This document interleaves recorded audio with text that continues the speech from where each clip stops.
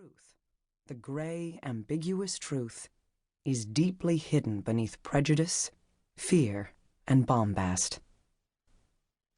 Nowhere is this morality play staged with greater stupidity and cruelty than in media depictions of how parents and doctors are caring for children with mental health issues, or, as it's generally put, drugging and pathologizing kids.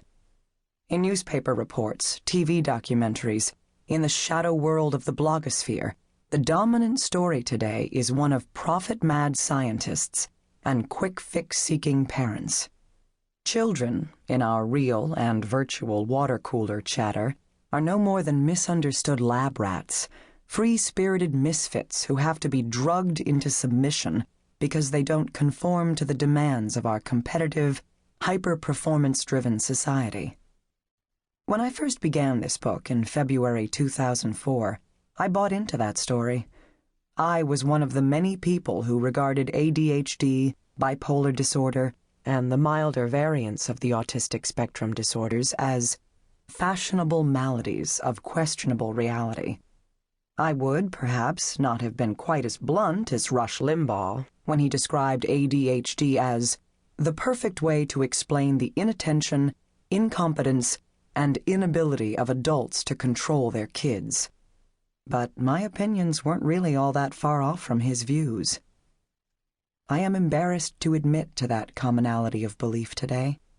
I cringe, thinking back on the company that I was prepared to keep, out of ignorance and a whole host of unrecognized preconceived notions about psychiatry, psychiatrists, and other parents.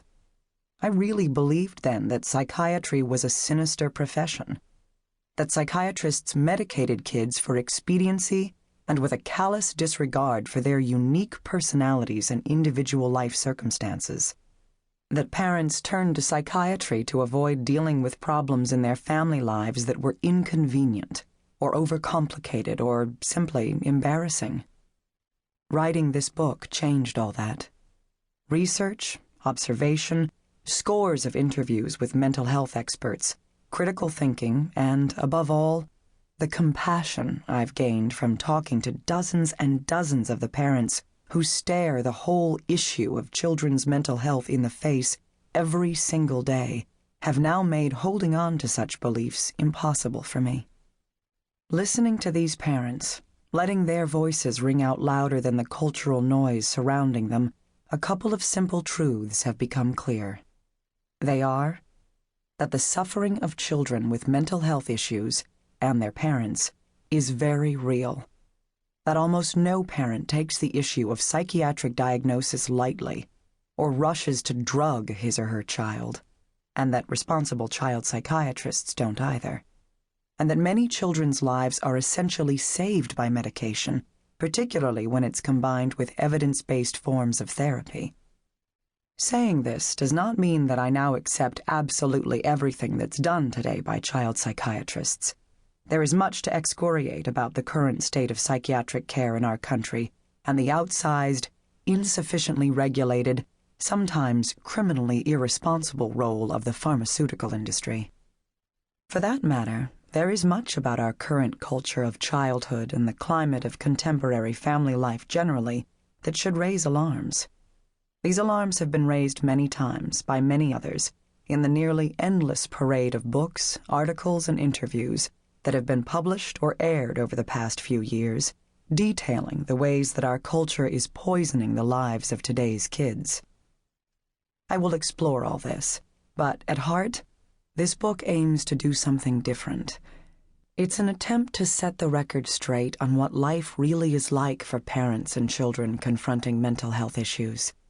It's an attempt to lay out what the current scientific understandings are of mental disorders.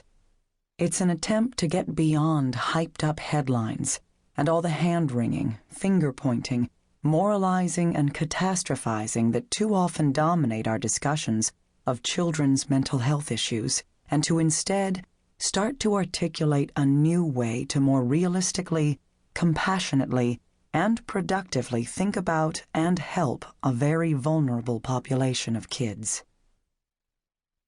There's a lot of hot air circulating on the topic of children's mental health, and what the